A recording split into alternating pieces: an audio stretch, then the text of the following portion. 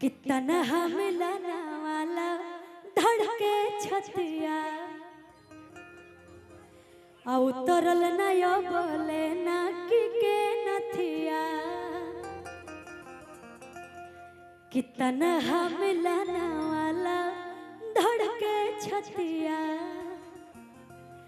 उतरल नया बोले ना कि के नथिया कि 4 दिन भइले और कामना करइले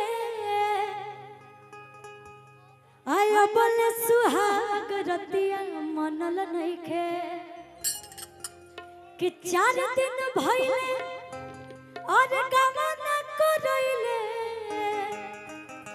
आया बोले सुहाग रतिया मनल नइखे कि तोहरा राजा रानबा के मिजाज अभी बनल नइखे राजा रानबा के मिजाज अभी बनल नइखे तन्हा मिलाना वाला धड़के छतिया उतरल नया बोले नकी के नथिया तन्हा मिलाना वाला धड़के छतिया उतरल नया बोले नकी के नथिया 4 दिन भइले कामना करइले बोले सुहाग रतिया मनल नइखे 4 दिन भइले कामना करइले बोले सुहाग रतिया मनल नइखे कि तोहरा राजा रानबा के मिजाज अभी बनल नइखे राजा रानबा के मिजाज अभी बनल नइखे हाय हाय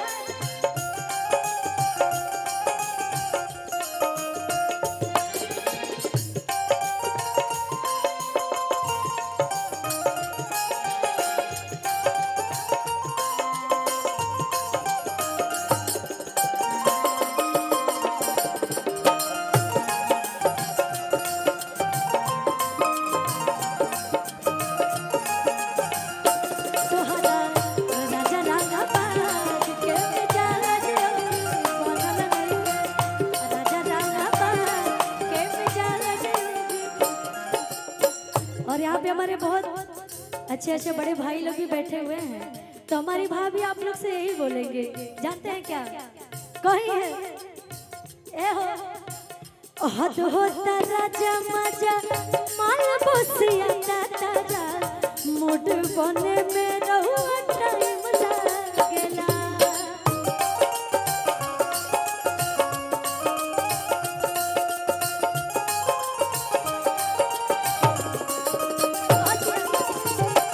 हद होता राजा मजा माल बसिया ताजा मूड बने में रहुआ टाइम लागेला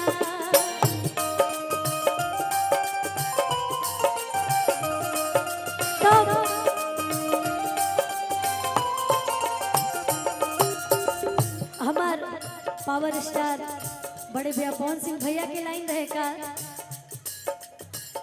जनी तो दबाव हम सोहेले लताव धीरे धीरे हमर भीतरे के भूत जागेला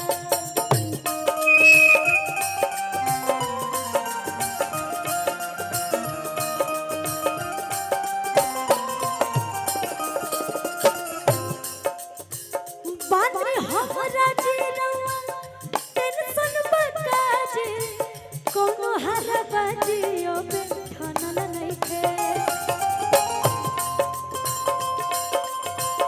टेंशन बकाजे कोनो हर बाजियो पे ठनल नइखे एवरीथी कि तहरा राजा रानबा के मिजाज अभी बनल राजा रानबा के मिजाज बनल राजा रानबा के मिजाज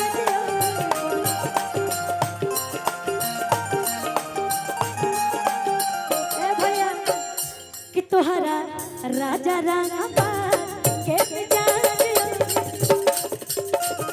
राजा रानबा के मिजाज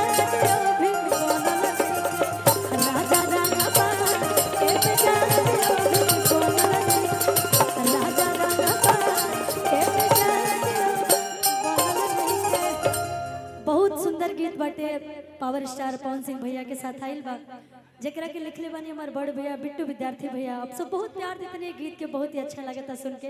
लेकिन एक और गीत के फरमाइश आइल हो कि एगो पत्नी अपना पति से परेशान होके, यानी कि मान ली अगर बाहर कमाई चल गई, प्रीति आ जाए रहा सब खुशी, आप भी आ जाइए, आप लोग भी आइए। जब एगो पत्नी के पति कमाए चल जाते रे बाहर, तो अपना पति से कैसे शिकायत करत रे?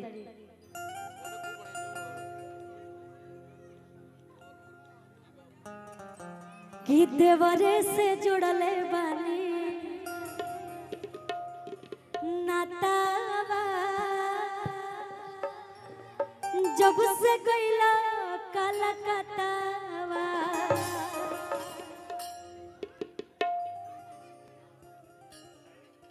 अपना पति से कहता रे प्रीति, जब तू कलकत्ता चली गई बढ़ावे के नामे निकले तो का करी? हमार मजबूरी बा हनु कहला कि देवरे से जोड़ले बानी नातावा, जब से गईला कलकत्ता। देवरे से जोड़ले बानी नातावा, जब से गईला कलकत्ता।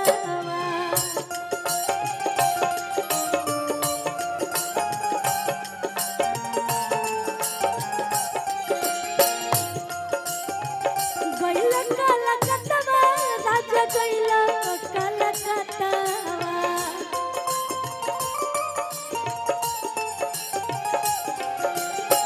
गईला कलकत्ता राजा गईला कलकत्ता। लेकिन मान लो कि प्रीति हमार सखी है, तो हम प्रीति से कहते हैं अपना सखी से, ए सखी गईले कलकत्ता, सखी गईले कलकत्ता।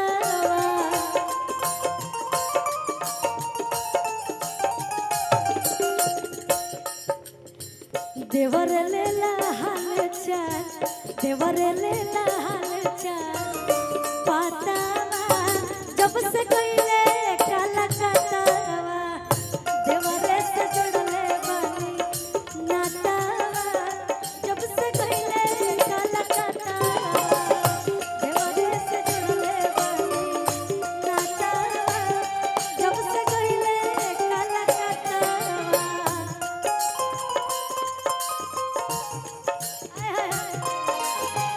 छोड़ के न जा पिया, तुझको मैंने दिल दे दिया, तुझको मैंने दिल दे दिया।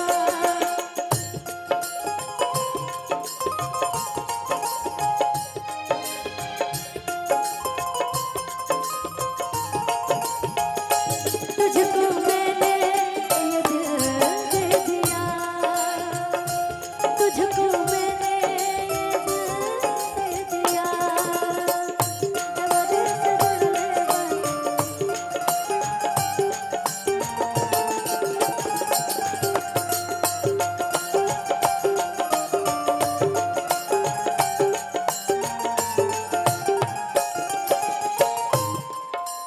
मान ली रउआ सबके तभी ब्याह शादी नहीं भइल, लेकिन अरे हमरा गोलू भैया की तरफ से, हमारे बड़का भैया की तरफ से बहुत सारा प्यार आशीर्वाद मिलल है नु। लेकिन इहो एगो जोन कलाकारी लाइन बा, इहो एगो दूर विदेश चाहे आदमी कहीं भी कलकत्ता कहीं भी कहो, ऐसे कब नहीं के, काहे कि कोनो ठिकाना ही नहीं के कि आदमी कब अपना घरे रही, कब केकरा घरे रही, कब कहाँ रही। तो मान ली जब हमारे गोलू भैया के ब्याह हुई तब भौजी है कहीं है, देवरे से जुड़ले बानी नातावा, जब से गईला कलकत्ता। देवरे से जुड़ले बानी नातावा, जब से गईला कलकत्ता। गईला कलकत्ता, सखी गईले कलकत्ता। गईले कलकत्ता, सखी गईले कलकत्ता। उहे लेला हमर हलचल, उहे लेला हमर हलचल।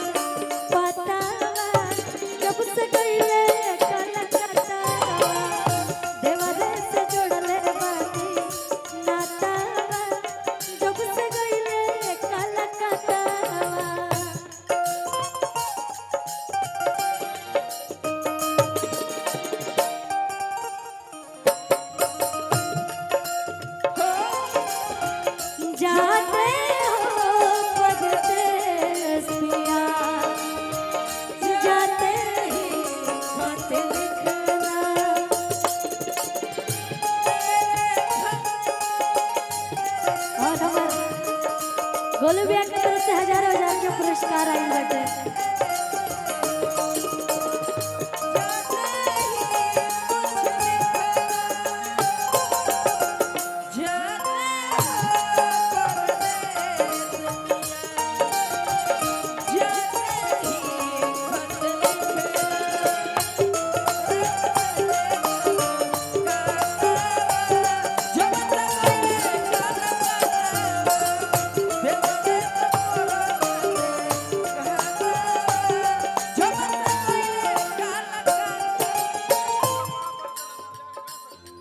हाँ क्यों नहीं जा सकते, अपने परिवार में है तो भैया जा ही सकते अपने भाभीियों के पास। सुमन भैया कहता रहे कि जब भाभी लोग बैठल बने जाके गा सकत अड़ू, तो भैया अपना परिवार में बने तो कहे ना जाके गाए, बसरते हो जब भौजी रही है तब हम जाए, भौजी बाड़ी हो जाए। चलिए ठीक बा, लेकिन कहा दिया लड़किया हाल समाचार नहीं ले थोड़ा,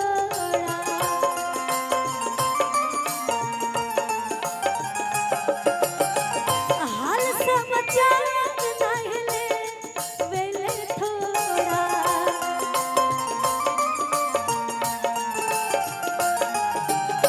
देखिए ये अपना घरे आयल बानी, ऐसे हम जाए नहीं हैं। और इतनी भाभियां जब यहाँ पे हैं, हमें लग रहा है कहीं ना कहीं लोग के मन में वो दुख तकलीफ है ना? क्या भाभी, हम चाहेंगे कि भाई थोड़ा थोड़ा ठुमका लगना चाहिए आप लोगों का।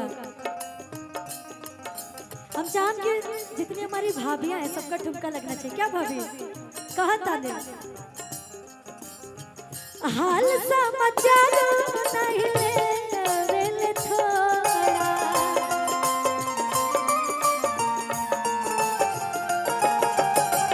देवरे करेला सब कहल ठिठोरा।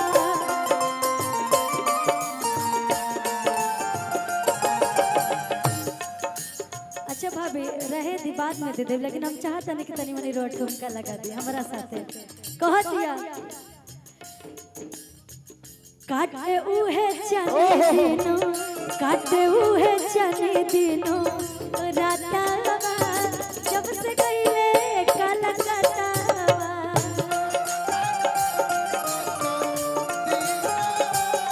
जब से गईले कलकत्तावा।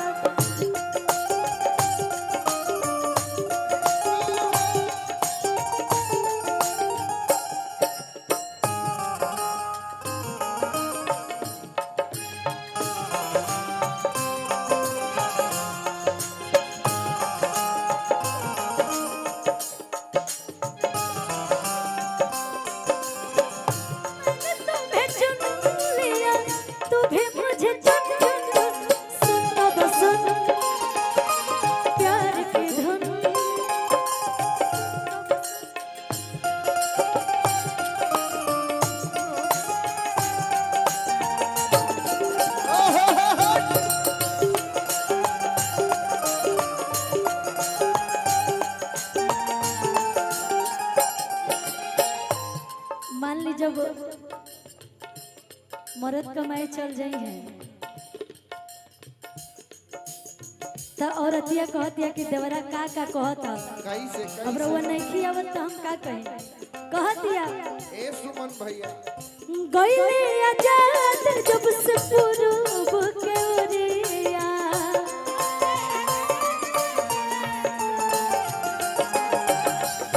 गईले आजाद जब से पूरब के ओरिया,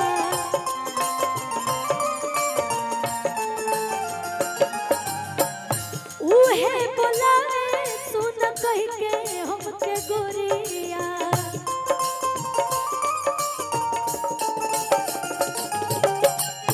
उहे बोलावे कह के सुन हमर गोरिया।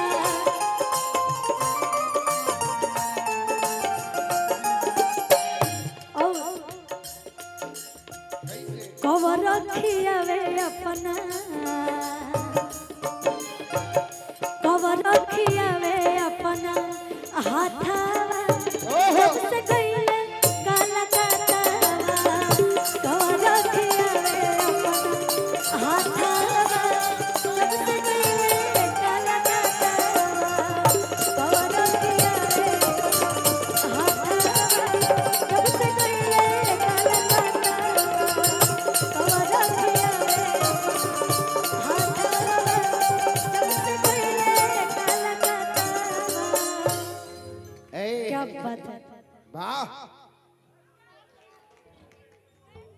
आई है गोलू बाबू कुछ देर बाद।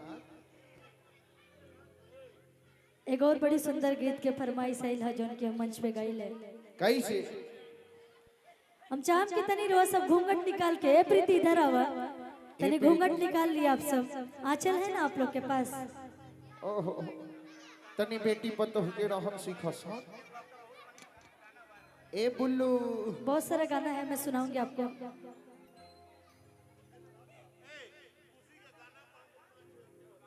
अच्छा, एक बहुत ही सुंदर गीत हमार पवन सिंह भैया के साथ आइल है हाल फिलहाल। कैसे? अरे चाचा ही जवानी बहुत ही प्यार मिला था वो गीत के। तनी आगे पीछे हो जा लो। एक नाम का हो खुशी, इकेने केने खुशी।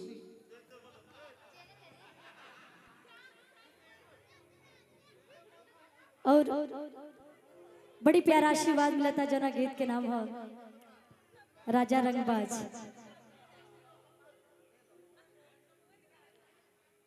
और आप सबके ही भोजपुरिया समाज खातिर और बहुत ही अच्छा कंपनी JMF भोजपुरी चैनल पे आइल बा, तो हम चाहम के आप सब सुनी जा और बहुत प्यार भी देते नहीं जा आप सब वो गीत के।